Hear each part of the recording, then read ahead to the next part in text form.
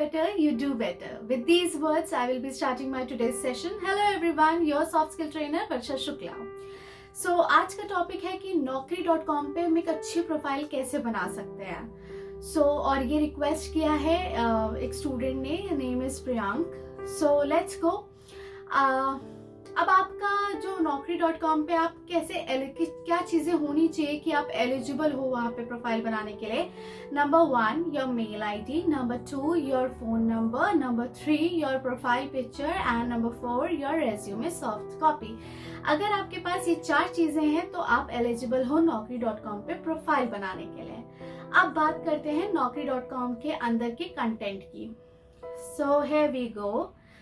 आपका सबसे पहला आता है बेसिक डिटेल्स. आपका नाम होगा, आपके करंट लोकेशन. करंट लोकेशन में क्या होता है, कई बार होता है जैसे मैं कानपुर से हूँ एंड मुझे नौकरी चाहिए दिल्ली में, तो मैं फ्रेशर हूँ अगर, तो मैंने अपना करंट लोकेशन डाल दिया दिल्ली. क्योंकि क्या होता है कि मुझे पता है कि अगर मैं कानपुर लिखूंगी और कानपुर का दिल्ली का फिल्टर लगाया गया तो मैं वैसे ही फिल्टर हो जाऊंगी, मुझे आगे जाने का मौका ही नहीं मिलेगा. सो मैं दिल्ली लिखूंगी. बेसिकली फ्रेशर्स को जहाँ जाना है वो वहाँ का लोकेशन डाल सकते हैं क्योंकि आपको सफिशिएंट टाइम मिलता है ट्रैवल करने के लिए. एंड जो करंटली मतलब जो वर्क कर रहे हैं, जो ऑलरेडी एम्प्लॉयड हैं, वो जहाँ पे काम कर रहे हैं वो वहाँ का लोकेशन डालेंगे.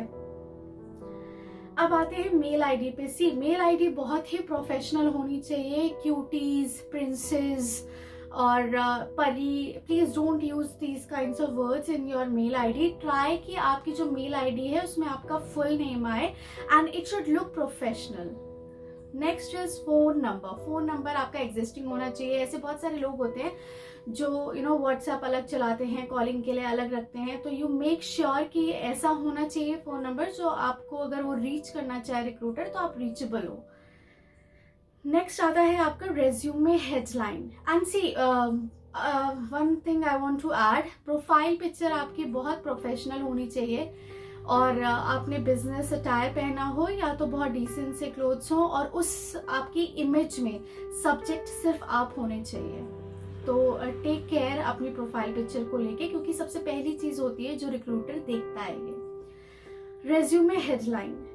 अगर आप ऑलरेडी एम्प्लॉयड हो, जॉब कर रहे हो कहीं पे, तो आप अपना जॉब टाइटल दोगे. दैट मीन्स आप अपना डेजिग्नेशन जो भी है आपका वो आप उस पर मेंशन करोगे. और जो फ्रेशर्स हैं, अगर फ्रेशर्स हैं तो ऑब्वियसली उनके पास जॉब टाइटल नहीं होगा तो इट्स ओके. आपका कुछ एरिया ऑफ एक्सपर्टाइज होगा, आप वो लिख दो.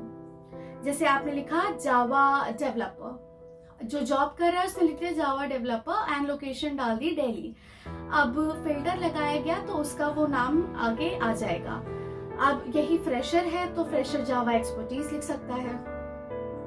उसके बाद आता है आपका कि रेज्यूमे हेडलाइन में ही 8 to 10 आपके कीवर्ड्स क्या होता है, जो आपने जो जॉब टाइटल लिखा हुआ है, जॉब की डेजिग्नेशन है, उससे रिलेटेड आपके कीवर्ड्स होने चाहिए. उससे क्या होता है कि अगर वो फिल्टर में वो वर्ड्स डाले जाते हैं तो आप उसमें हाईलाइट हो जाते हो और आपकी प्रोफाइल ऊपर दिखाने लगती है. अब आता है एंड स्पेशली आपका जो जॉब टाइटल है ना, उसको वो कीवर्ड्स एम्फसाइज करने चाहिए ना. कि आप अगर आपने बोला है कि कोई भी टॉप जैसे जावा डेवलपर लिया है, तो आपके जो भी कीवर्ड्स हो वो उससे रिलेटेड हो, उस प्रोफाइल से रिलेटेड हो. आपका third is profile summary. Profile summary is basically detailed version of resume headline. जैसे आपने रेज्यूमे में जॉब टाइटल लिखा, आपने उसमें मेंशन किया 8 से 10 कीवर्ड्स. अब इसमें क्या है, इसमें भी आपको बताना है कि आप कौन हो, क्या करते हो, what have you done so far, आपके क्या क्या सर्टिफिकेशंस हैं, आपने कौन सी इंटर्नशिप करी है. बेसिकली योर होल स्टोरी, अभी तक आपने जो भी अपने करियर में किया है वो आपको डिटेल्ड में बताना है. Resume headline was in short, ये थोड़ा डिटेल्ड होगा. उसके बाद आते हैं की स्किल्स पे. These are basically your tags that help you to get results. क्या होता है कि आपने जैसे कोई कीवर्ड्स लिखे, अब जो रिक्रूटर है, it is not possible for recruiters ना कि हर किसी की प्रोफाइल पे जाके चेक करें. उसने कोई टर्म यूज़ किया, कोई वर्ड यूज़ किया और डाल दिया, और वो टर्म आपके कीवर्ड से मैच कर गया, तो आपकी प्रोफाइल हाईलाइट होने लगती है। सो जो भी आपके कीवर्ड्स होते हैं ये सबसे इम्पॉर्टेंट होते हैं, इस सिर्फ फॉर्मेलिटी के लिए उसको मत फिल करिएगा। Please take care and please take out time जब आप naukri.com पे अपनी प्रोफाइल बना रहे हो। It should not be like formality. एक टिप है जो इन पॉइंट से हटकर है, वो ये है कि अपडेट योर प्रोफाइल फ्रीक्वेंटली। मतलब आपको हर आई विल सजेस्ट कि हर नेक्स्ट डे आप अपनी प्रोफाइल को अपडेट करो, चाहे आप फुल स्टॉप ही लगा दो, पर डू अपडेटेड। कुछ नहीं है, सारा चीज़ परफेक्ट है। आप अपना रेज्यूमे डिलीट करो, उसको दोबारा से अपलोड कर दो, उसको भी हम बोलते हैं कि आपने अपडेट कर दिया है। तो इससे क्या होता है, आपकी प्रोफाइल एक्टिव दिखाती है। जब क्या होता है, ज़्यादा गैप हो जाता है और बहुत दिन से उसमें कोई अपडेट नहीं होता है, तो उसको कंसीडर नहीं करते, वो लास्ट में शो करता है, वो आता ही नहीं है, आपकी प्रोफाइल कोई देख ही नहीं पाएगा। सो मेक श्योर कि आपका जो भी प्रोफाइल है वो आपका अपडेटेड रहे। ओके, एम्प्लॉयमेंट का वही लोग फिल करेंगे जो एम्प्लॉयड है, जो फ्रेशर्स हैं उसको ब्लैंक छोड़ देंगे। फिर आता है प्रोजेक्ट।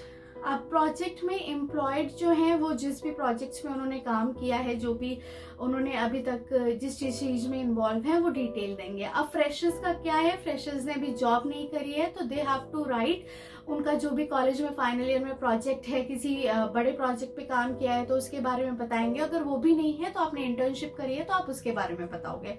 बेसिकली इन दोनों में से एक चीज़ तो होगा ही होगा।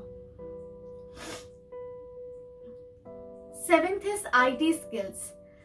ओके, सो IT स्किल्स में क्या है, जो भी आपकी IT से रिलेटेड स्किल्स होंगी वो आपको बताना है। एंड फॉर एग्जांपल, जैसे मैंने शुरू से ही एग्जांपल लिया जावा डेवलपर का, तो अगर आपने बोला कि आई एम जावा सर्टिफाइड, तो आपने कौन सा वर्जन सीखा है, आपने किस ईयर में वो सीखा है, आपने लास्ट कब यूज़ किया होगा, इसका आपको डिटेल देना होगा। और IT स्किल्स में आप वो स्किल्स भी डाल सकते हो रिलेटेड टू IT, जो जिसका भले ही आपके पास सर्टिफिकेशन नहीं हो बट आपके पास नॉलेज हो। एंड बेसिकली IT स्किल्स आपका मोर ऑफ प्रैक्टिकल होता है। फिर आता है आपका एजुकेशन। आपने जहाँ से भी अपनी कॉलेज की पढ़ाई की है, जो भी कोर्स किया है या कर रहे हो, आपको वो मेंशन करना है। 10th 12th आपको दोनों चीज़ें बतानी है। सो बेसिकली आपको पूरा अपना एजुकेशन बताना है, बिल्कुल करेक्ट। आपका नेक्स्ट आता है certification. See, certification is what you have given the exam and authority आपको एक सर्टिफिकेट प्रोवाइड करती है, वही सर्टिफिकेशन होता है। सो इसमें आपका भले ही आपके IT से रिलेटेड हो ना हो, मे बी मैनेजमेंट से रिलेटेड हो, आपने कोई सर्टिफिकेशन किया हो, सो आप उसको भी मेंशन कर देते हो। जिसका आपके पास सर्टिफिकेट है, आपने अर्न किया है, वो आप सारा मेंशन करोगे सर्टिफिकेशन में। ओके, नाउ आता है आपका area of interest, location, preferred shift, salary and see you have to skip your salary part. आपको अपनी सैलरी पार्ट, आपको अपना प्रेफर्ड शिफ्ट, ये सारी चीज़ें आपको अवॉइड करनी चाहिए। सी, वैसे तो सजेस्ट किया जाता है कि आपकी प्रोफाइल पूरी कंप्लीट होनी चाहिए, बट देन क्या होता है कभी कभी कि आपकी कुछ इन्हीं गलतियों की वजह से आपका रिक्रूटर आपको रीच ही नहीं कर पाता है। होता ये है कि फॉर एग्जाम्पल, मैंने being a fresher, I am giving you one example of salary. मैंने बीइंग अ फ्रेशर लिख दिया कि मेरी एक्सपेक्टेशन है 30,000 रुपये। अब जो रिक्रूटर है उसने सर्च करने के लिए 25,000 डाल दिया है टैग, ठीक है। अब क्या होता है, जो naukri.com एल्गोरिदम होता है वो चेक करता है और वो 25,000 जिनकी एक्सपेक्टेशन होती है केवल वो ही दिखाई दिए जाते हैं। तो जिसने 30,000 लिखा होता है वो उसको देखा ही नहीं जाता है, उसकी प्रोफाइल ही नहीं आती है, वो वहीं से शॉर्टलिस्ट ही नहीं होता है। तो इसलिए आपको, एंड कभी कभी ये भी होता है कि आपने, मान लीजिए आपकी एक्सपेक्टेशन 30,000 है, आपने लिखी नहीं, पर आपकी प्रोफाइल शॉर्टलिस्ट हो गई, आप फाइनल में चले गए और सामने वाले को आप एज अ कैंडिडेट बहुत पसंद आया, उनको लगा कि इस प्रोफाइल के लिए आपसे बेस्ट कोई मिलेगा नहीं, तो क्या पता 30 के ज़्यादा दे दें, 35 दे दें। और उसमें चांसेस होते हैं। बेसिकली अगर आप यहाँ पे लिख देते हो तो आपके चांसेस थोड़े कम हो जाते हैं। तो avoid salary part. Desired career profile, actually आपका ये सैलरी और एरिया ऑफ इंटरेस्ट के ऊपर ही आएगा। डिजायर्ड करियर प्रोफाइल, इसमें क्या होता है, जब आप जाते हो आपको पता होता है, जब naukri.com पे प्रोफाइल बनाते हो तो यू नो कि मैं किस एरिया में मुझे जाना है, किस जॉब टाइटल क्या है, आप किस डेजिग्नेशन के लिए आप अप्लाई कर रहे हो, तो आपको वो सारी चीज़ें बतानी होती हैं। उसी के बाद आपका area of interest, location, preferred shift, ये सब आता है। सो आप फिल कर सकते हो, लोकेशन, एरिया ऑफ इंटरेस्ट बता सकते हो, प्रेफर्ड शिफ्ट एंड सैलरी के लिए मैंने मना किया है। उसके बाद आपका पर्सनल डिटेल्स आता है।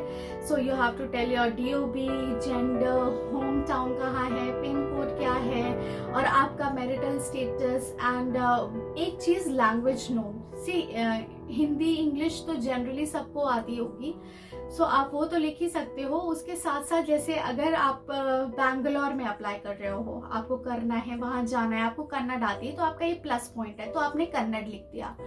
बट अगर आपको दिल्ली में जाना है तो आप प्लीज कन्नड़ मत लिखिएगा, क्योंकि obviously it makes no sense, Delhi में कन्नड़ की जरूरत नहीं है। सो आप जो भी फिल करोगे according to the place you have to write language में।